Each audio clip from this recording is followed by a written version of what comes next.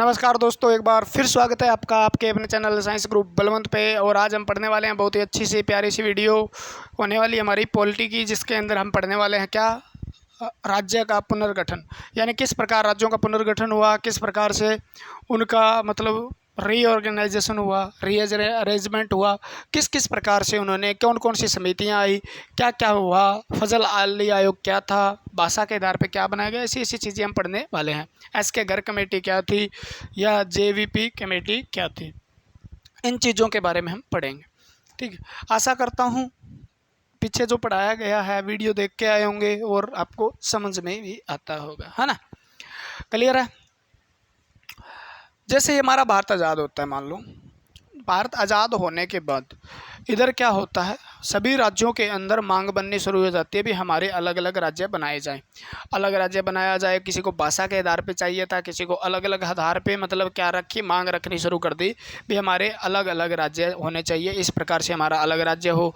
जैसे एक सबसे बड़ी मांग आपको देखा भी होगा, सबसे बड़ा मुद्दा आया था आंध्र प्रदेश, मद्रास से क्या आया था, एक आंध्र प्रदेश का मुद्दा आया था। भाई आंध्र प्रदेश पहले बना था भाषा के आधार पे, तो भी भाषा जो अलग अलग है, जैसे तेलुगु वाले अलग है, उसके बाद मुंबई गुजरात और महाराष्ट्र में बंटा था। तो ऐसे कुछ चीज़ें हुई जिसके कारण माना गया भी हमें इस चीज़ के लिए एक समिति बनानी चाहिए और समिति बना के उसकी जांच करनी चाहिए भी किस किस प्रकार से हमें राज्यों का पुनर्गठन करना चाहिए। भी ये एक बहुत गंभीर मुद्दा है, इसको नज़रअंदाज न करके हम इस पे क्या करें, काम करना शुरू करें। तो 1947 के अंदर डॉक्टर राजेंद्र प्रसाद क्या करते हैं, एस के धर समिति का निर्माण करवाते हैं। क्या करते हैं, एस के धर समिति का निर्माण होता है। एस के धर के अंदर 4 सदस्य होते हैं। क्या होते हैं, 4 सदस्य, यानी 4 सदस्य ही एक समिति या कमेटी का निर्माण होता है, उसका नाम है एस के धर 1947 के अंदर। और इसके मुख्य अध्यक्ष जो हैं, अध्यक्ष आपके अध्यक्ष होते हैं एस के धर साहब, एस के धर। ठीक है, और ये इलाहाबाद हाईकोर्ट में, हाईकोर्ट यानी उच्च न्यायालय के अंदर क्या रह चुके थे, न्यायाधीश रह चुके थे। इनकी अध्यक्षता के अंदर 3 सदस्य इनको और दिए जाते हैं, 1 सदस्य ये हो गए और 3 क्या थे, अन्य सदस्य इनको दिए जाते हैं। 4 सदस्यों के रूप में एक कमेटी बनाई जाती है। भी आप जांच करो भी हमें किस प्रकार से राज्यों का पुनर्गठन करना चाहिए, किस प्रकार से नए नए राज्य बनाने चाहिए, किस प्रकार से कुछ राज्यों को एक साथ कर देना, इस प्रकार से आप जाँच कीजिए। ठीक है, तो ये जाँच करके पता लगाते हैं और 1947 में अपनी एक रिपोर्ट पेश करते हैं। क्या करते हैं, रिपोर्ट पेश करते हैं। तो 1947 में रिपोर्ट में इसने क्या किया भी भाषा के आधार पे, भाषा के आधार पे राज्य नहीं बनाने चाहिए। इन्होंने बताया भी भाषा के आधार पे राज्य नहीं बनाने चाहिए, आप प्रशासनिक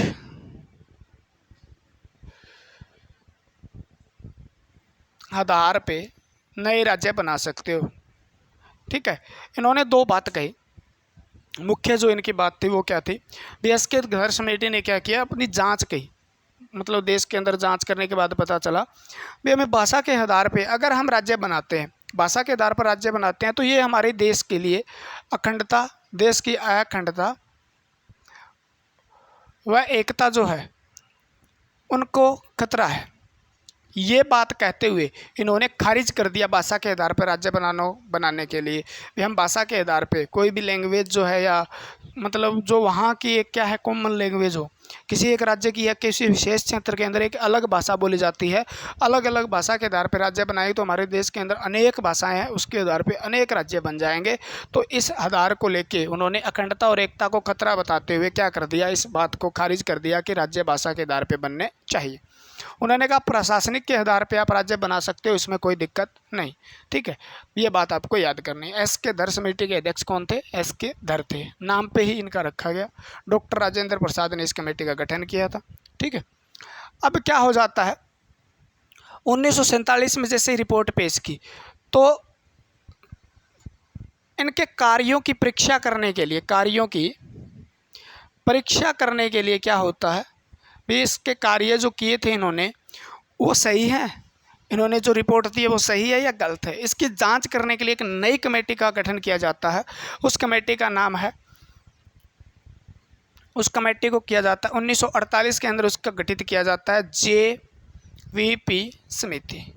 तो दूसरी समिति आती है JVP समिति। ठीक है, इस समिति का गठन करते हैं जवाहरलाल नेहरू। इस समिति का गठन होता है जयपुर अधिवेशन में। जयपुर में कांग्रेस का एक अधिवेशन होता है। ठीक है, जो कांग्रेस कार्य समिति जो होती है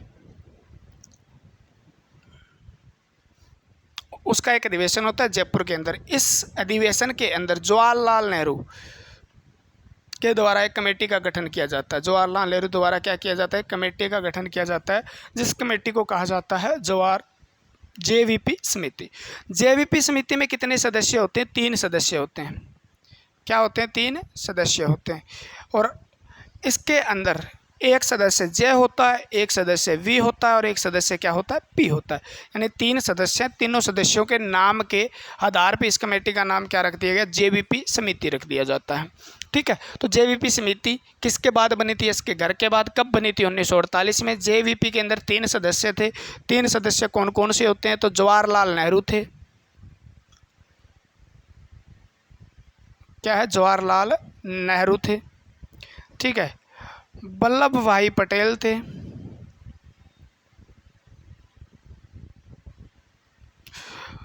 और पटाभी सीतारमैया थे। यानी क्या होते हैं? इसके अंदर 3 सदस्य होते हैं, जवाहरलाल नेहरू, वल्लभ भाई पटेल और पटाभी सीतारमैया। ठीक है, तीनों सदस्य क्या करते हैं? इस जांच बैठाते हैं और जांच करके 1948 में इन्होंने क्या किया था? हाँ, 1948 में ये कमेटी गठित होती है। 1948 में गठित होती है और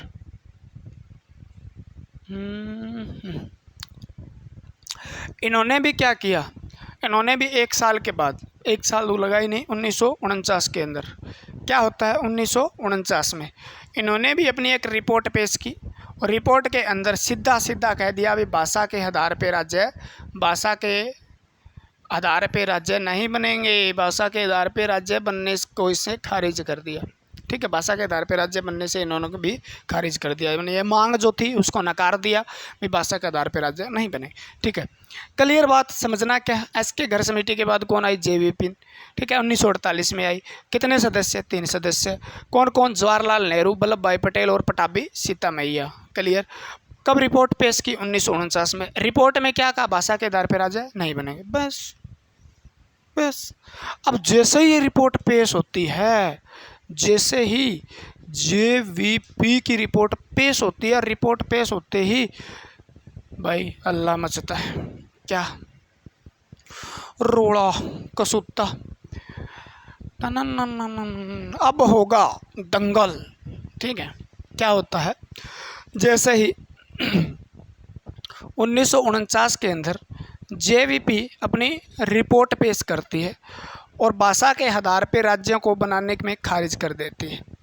ठीक है, इस मांग को खारिज जैसे ही करती है तो इधर मद्रास के अंदर, मद्रास के अंदर लोगों ने क्या कर दिया? मद्रास में जो तेलुगु भाषा के लोग रहते थे, किस भाषा के? तेलुगु भाषा के लोग रहते थे, इन्होंने शुरू कर दिया आंदोलन।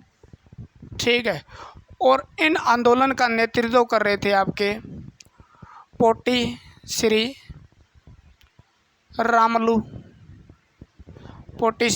रामलू भैया। ठीक है, यानी मद्रास के लोगों ने 1949 के अंदर जैसे भी भाषा के आधार पर राज्य नहीं बनेगा, और ये बात चुभ जाती है किनको? तेलुगु वालों को। भी हम तो मांग कर रहे हैं बार बार भी हमारा तेलुगु के आधार पे एक नया राज्य बनाया जाए, तेलुगु के आधार पे नया राज्य बनाया जाए, तेलुगु के आधार पे नया राज्य बनाया जाए। ये जैसे ही चुभी तो मद्रास के अंदर जो तेलुगु भाषा बोलने वाले लोग थे, इन्होंने क्या किया? एक आंदोलन शुरू कर दिया। और इसका नेतृत्व किसको बनाया गया? यानी नेता इसको जो बनाया गया वो क्या था?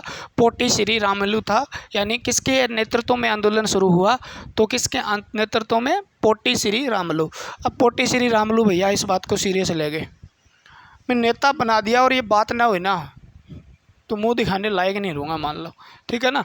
तो इन्होंने क्या किया? 1952 में क्या कर दिया, आमरण अनशन स्टार्ट कर देते हैं। आमरण अनशन भी, जब तक मैं कुछ खाऊंगा नहीं, जब तक कुछ पीऊंगा नहीं, जब तक हमारा एक अलग राज्य नहीं बन सकता।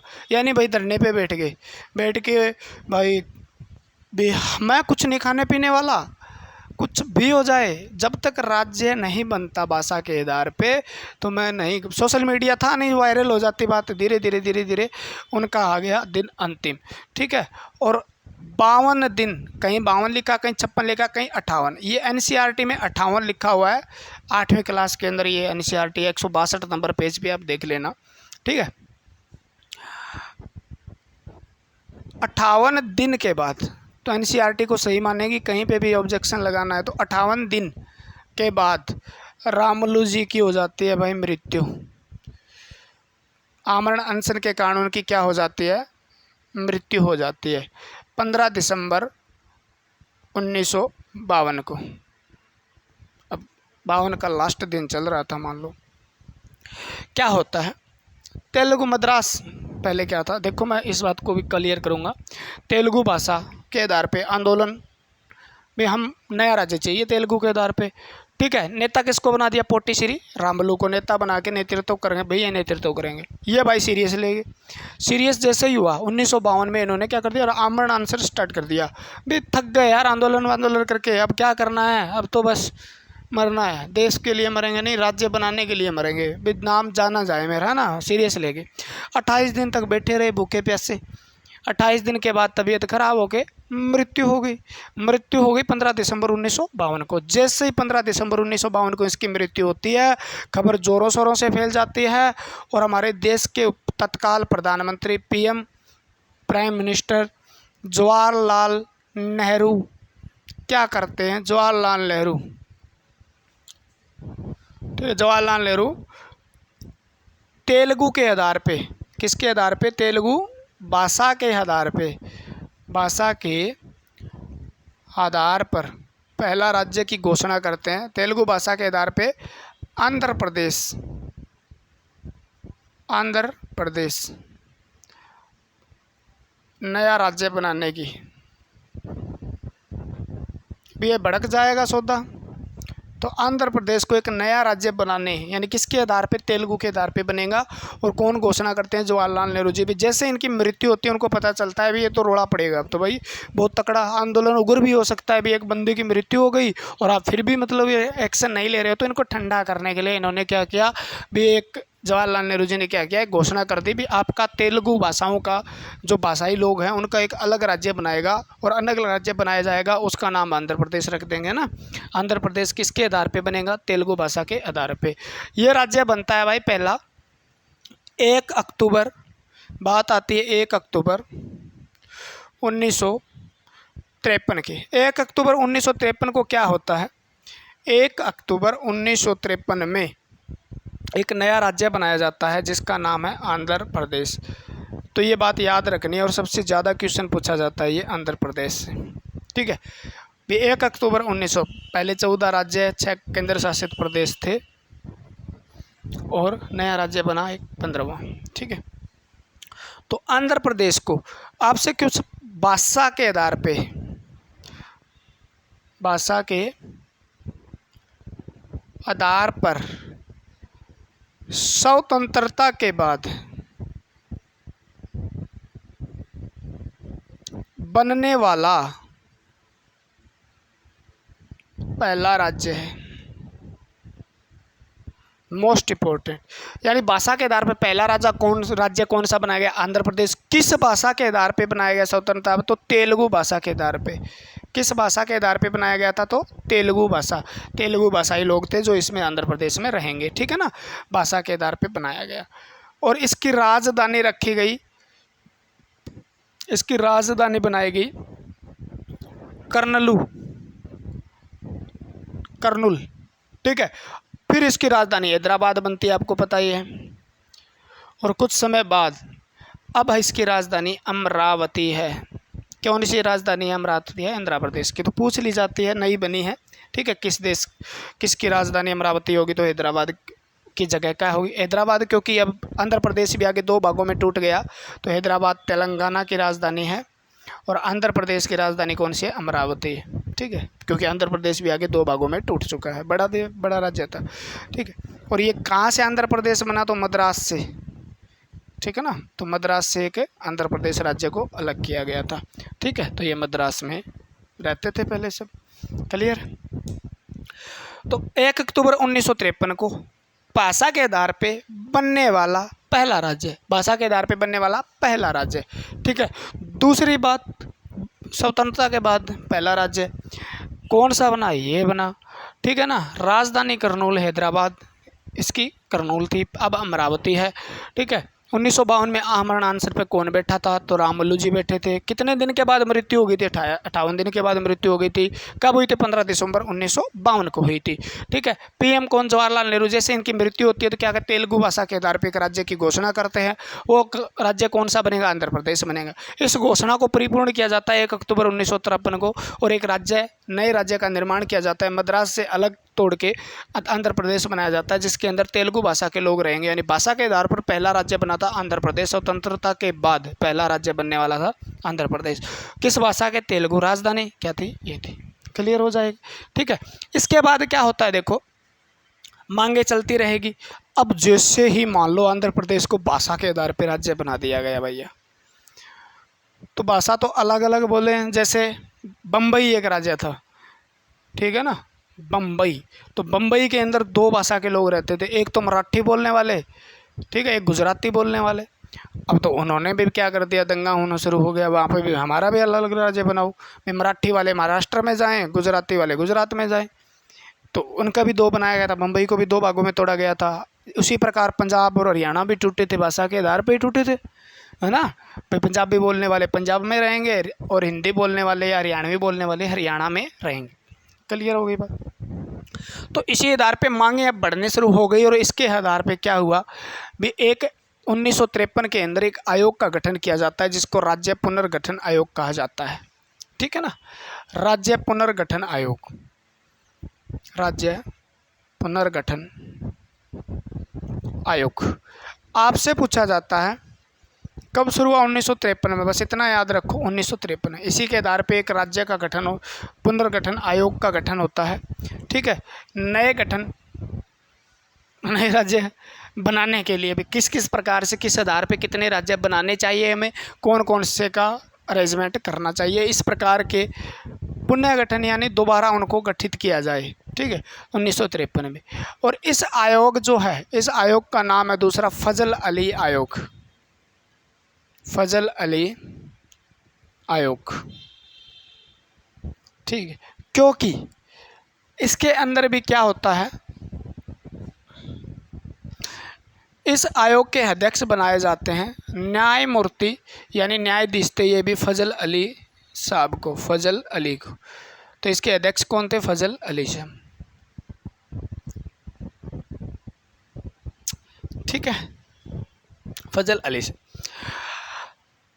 ये क्या करते हैं, ये पता लगाते हैं, आयोग की अध्यक्षता कौन करते हैं, फजल अली करते हैं। ठीक है, ये पता लगाते हैं कि किस किस प्रकार से हमें राज्यों को अलग अलग तरीके से बांटना चाहिए, किस किस प्रकार से राज्यों को। थोड़ा सा पानी पी लेता हूँ यार, है ना, क्या यार।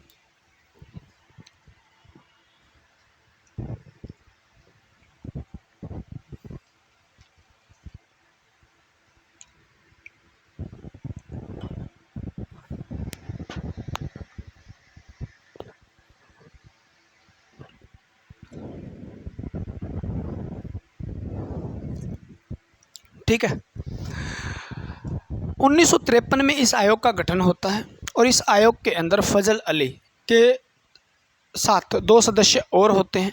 अगर नाम लिखना चाहो तो लिख सकते हो। 2 अन्य सदस्य थे, तो 2 अन्य सदस्य कौन से हैं, एक तो था हृदयनाथ,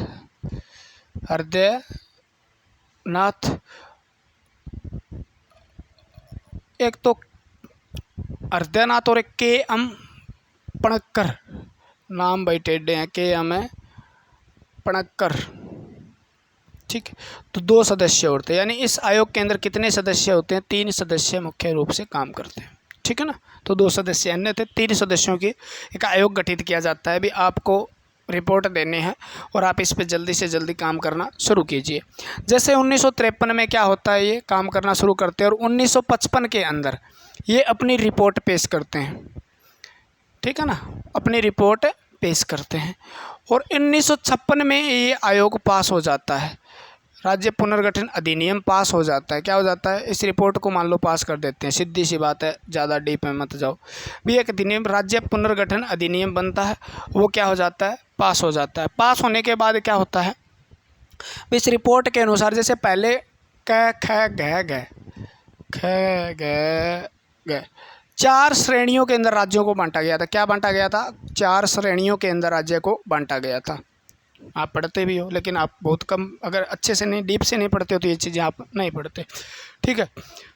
अब इस अनुसार कै ख गया, कुछ मतलब सब समाप्त तो नहीं किए गए, तो कै और ख में कुछ बदलाव किया गया, तो ग और ग पूरी तरह समाप्त कर दी। ये श्रेणियाँ ख़त्म करके इन्होंने क्या था, भी 16 राज्य बनने चाहिए और 3 केंद्र शासित प्रदेश बनने चाहिए। लेकिन इनके अंदर कुछ सुधार करके 14 राज्य और 6 केंद्र शासित प्रदेश बनाए जाते हैं। तो इस आयोग के अनुसार आपसे क्वेश्चन पूछा जाता है, फजल अली। पहले तो ये पूछा जाएगा राज्य पुनर्गठन आयोग का दूसरा नाम क्या है, फजल अली आयोग है। कब हुआ, 1953 में। अध्यक्ष कौन थे, फजल अली जी थे। यहाँ से क्वेश्चन आएगा, राज्य पुनर्गठन आयोग के अध्यक्ष किसको बनाया गया था, फजल अली को। कितने सदस्य, 3 सदस्य। दोनों सदस्य याद रहे ना रहे कोई ज़रूरी नहीं। रिपोर्ट कब पेश की, 1955 के अंदर। 1956 में क्या हो जाता है, ये अधिनियम बन के पास हो जाता है। और इस फजल अली आयोग यानी पुनर्गठन आयोग के तहत 16 राज्य और 6 केंद्र शासित प्रदेश, 16 राज्य और 6 केंद्र शासित प्रदेश बनाए जाते हैं। केंद्र शासित प्रदेश, यूनियन टेरिटरी, केंद्र शासित प्रदेश का निर्माण किया जाता है, ठीक है। इस आयोग के तहत उन्होंने तो 16 की सिफारिश की थी, 3 केंद्र शासित प्रदेश की सिफारिश की थी, लेकिन बनाए कितने जाते हैं, 14 राज्य और 6 केंद्र शासित प्रदेश का निर्माण होता है, ठीक है। अलग अलग राज्यों का निर्माण होता है। 1955, 1956, 1955, 1956, 1955, 1956। डेट याद रख लेना, 1953। तीनों डेट याद है, सबसे ज़्यादा यहाँ से क्वेश्चन पूछे जाते हैं, ठीक है। भाषा के आधार पे आंध्र प्रदेश को बनाया गया था। पहला राज्य याद करना है, बाकी कितने ही बने हमें बाढ़ में जाए, हमें नहीं मतलब, ठीक है ना। कोई दिक्कत है, यहाँ से कोई दिक्कत नहीं होनी चाहिए, ठीक है ना। जुलाई 1956, जुलाई वुलाई भी याद मत करो यार, ठीक है। बस ये हो गया। यहाँ से क्वेश्चन आपसे पूछे जा सकते हैं, तो आप थोड़ा सा ध्यान से इसको पढ़ लेना, ठीक है। 2 बातें आपको और पढ़नी है। जैसे एक बात होती है, एक आपकी फ्रांस के कब्ज़े में कुछ हमारा भारत का हिस्सा था और कुछ पुर्तगालियों के कब्ज़े में हमारा भारत का हिस्सा था। तो 1954 में क्या होता है, देखो, फजल अली आयोग के चलते चलते 1954 में क्या होता है, 1954 के अंदर हमारे देश में फ्रांस के हिस्से में कुछ कब्ज़ा था बस्तियों का। वो बस्ती थी आपकी यनम हो गई, पांडुचेरी हो गई, ठीक है, और चंद्रनगर था यहाँ पे, चंद्रनगर, जिसको आज माहे के नाम से जाना जाता है। यानी माहे हो गई और यनम हो गया, माहे हो गई, कोरिकल, ठीक है। ये 4 बस्तियाँ फ्रांस के कब्ज़े में थी, 4 बस्तियाँ फ्रांस के कब्ज़े में थी 54 से पहले। यानी फ्रांस पे आपने देखा भी होगा, पांडुचेरी है, उसके 4 अलग अलग मतलब अलग अलग, यनम हो गया वो अलग अलग इससे हैं, ठीक है ना। अब जब पांडुचेरी 1954 में फ्रांस ने क्या किया, ये बस्तियां सारी की सारी भारत के हवाले कर दी और भारत को सौंप दिया, भी आप रखिए, हमें नहीं चाहिए, हम छोड़ के यहाँ से जा रहे हैं। चारों बस्तियों को 1954 में ये आज़ाद होती है, चारों बस्तियां फ्रांस के कब्जे से, ठीक है। और 1954 में इनको क्या बना दिया जाता है, केंद्र शासित प्रदेश बना दिया जाता है। क्या बना दिया जाता है, यूटी बना दिया जाता है। फिर एक संशोधन होता है 28 मई 1956 की बात आती है, 28 मई 1956। तो 28 मई 1956 जो है, वहाँ पर पांडुचेरी को, ठीक है, यहाँ पर हस्ताक्षर होके, फ्रांस के हस्ताक्षर होके पूर्ण रूप से क्या किया जाता है, पांडुचेरी को पूर्ण राज्य का दर्जा दिया जाता है।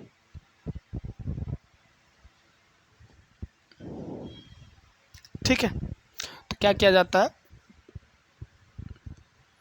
1956 पूर्ण राज्य नहीं, यूटी बना था, केंद्र शासित प्रदेश बना था, केंद्र शासित प्रदेश का दर्जा दे दिया जाता है। ठीक है, इन्होंने सौंप दिया था। 28 मई 1956 को पांडुचेरी भारत के हिस्से में पूर्ण रूप से हस्ताक्षर होकर लीगली तरीके से आ जाता है और उनको क्या बना दिया जाता है, केंद्र शासित प्रदेश बना दिया जाता है। चारों बस्तियों को इकट्ठा करके एक पांडुचेरी नाम दे दिया जाता है। क्लियर हुई बात। 1961 की बात आती है, 1961, 18 दिसंबर 1961 की बात है, हिस्ट्री में पढ़ते हो आप। ठीक है, हमारे देश में गोवा, दमन व दीप, इस पर पुर्तगालियों का कब्जा होता है। किसका कब्जा होता है, पुर्तगालियों का कब्जा होता है। ठीक है ना, पुर्तगाली यहाँ पे बैठे हैं भाई कब्जा करके। इनको क्या किया जाता है, सैनिक कार्रवाई करके, क्या करके, सैनिक कार्रवाई करके हमला किया जाता है और ये दमन और दीप को छुड़ाया जाता है। किसके कब्जे से छुड़ाया जाता है, पुर्तगालियों के कब्जे से। ठीक है, तो गोवा, दमन एवं दीप पुर्तगालियों के कब्जे से कब छुड़ाए गए, तो आपको 18 दिसंबर 1961 को छुड़ाए गए। ठीक है, तो गोवा, दमन और दीप पुर्तगालियों के कब्जे में थे पहले। कब तक, यानी सबसे लास्ट में कौन सा ये आज़ाद हुए थे, हमारे देश के कौन से राज्य आज़ाद हुए थे, गोवा, दमन व दीप, ये पुर्तगालियों का कब्जा बैठा के रखे थे। आज भी देख लो 1961, गोवा हमारे देश में अलग ही पहचान रखता है अपनी, है ना। और कुछ से रूल ऐसे भी हैं जो वहाँ पर आज तक भी क्या चल रहे हैं, उसी पुर्तगालियों की देन है, वो रूल फॉलो भी होते हैं वहाँ पे, पता है ना आपको। बाकी बाद में करेंगे, हिस्ट्री वाले बताते हैं यार ऐसी बातें, आप थोड़ी बताएं। क्लियर है। अब 1912वां संशोधन होता है, आप तो संशोधन की बात करेंगे यहाँ पे ना। 12वां संविधान संशोधन होता है 1962 के अंदर, और गोवा,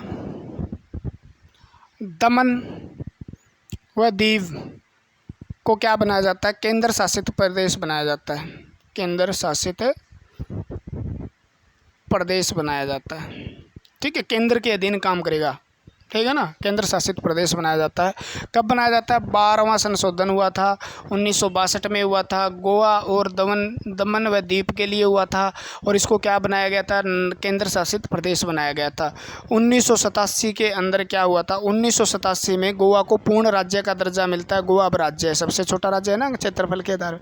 गोवा क्या है, पूर्ण राज्य के रूप में कब जाने लगा, पूर्ण राज्य का दर्जा। गोवा का तो सबसे ज़्यादा पूछा गया, तो 1987 में गोवा को पूर्ण राज्य का दर्जा मिला था, क्योंकि इम्पोर्टेंट हो गया ना, 61 में आज़ाद होने वाला है पुर्तगालियों से, तो इम्पोर्टेंट हो जाता है।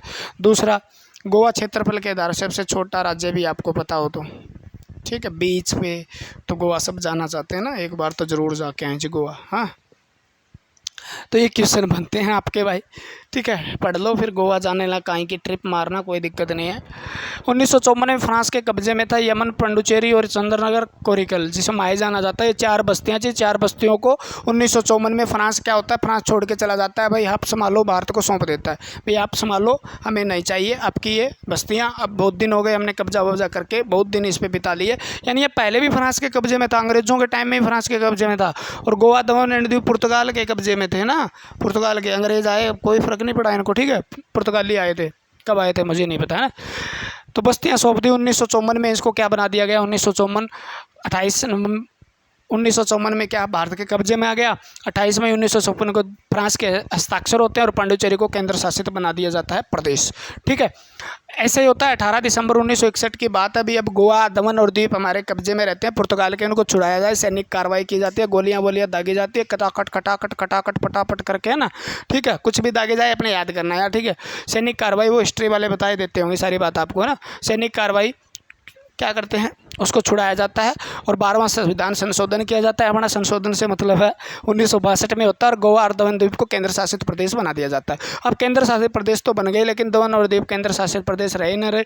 1987 में गोवा क्या कर दिया जाता है, एक राज्य बना दिया जाता है, पूर्ण राज्य, यानी देश का सबसे छोटा राज्य गोवा। आपका क्षेत्रफल के आधार पर समुद्र के किनारे छोटा सा राज्य गोवा है, ठीक है ना। बहुत सुंदर है, बहुत प्यारा है भैया, है ना। तो क्लियर हुई बात। तो ये बात थी आपकी राज्य पुनर्गठन की, ठीक है। अब कौन सा राज्य कब बना, ये चीज़ें याद करोगे तो इतना कचरा भर जाएगा भाई साहब, सोचो मत यार तुम, ठीक है ना। अब 28 राज्य कौन से हैं आपको याद करने हैं और 8 केंद्र शासित प्रदेश कौन से हैं। यानी आज की बात करें, आज की बात करें, ठीक है ना। तो आप हमारे देश में 28 राज्य हैं, 8 यूटी यानी केंद्र शासित प्रदेश है। तो केंद्र शासित प्रदेश पूछ लिए 8 है और 28 राज्य। कौन कौन से केंद्र शासित प्रदेश, वो चीज़ भी हम पढ़ेंगे, कभी ज़रूर पढ़ेंगे, टेंशन मत लेना, है ना। और जब हम जम्मू कश्मीर का जिक्र करेंगे कहीं ना कहीं उसके अंदर बहुत से कुछ बदलाव हुए हैं जो आपसे पूछे जा सकते हैं। लद्दाख सिस्टम जो हमारा है, जम्मू कश्मीर लद्दाख, किस प्रकार से क्या क्या बांटा गया, किस प्रकार से फेरबदल गया, कुछ को राज्य बनाया गया, कुछ को एक कर दिया गया। तो इस प्रकार से वो चीज़ें हम आगे पढ़ेंगे। आज के लिए इतना ही। अगर वीडियो पसंद आ रही है तो कमेंट करके बता दीजिएगा भैया, बाकी आपकी मर्जी। जय हिंद, जय भारत। मिलते हैं अगली वीडियो के साथ। ना ना ना ना ना ना ना।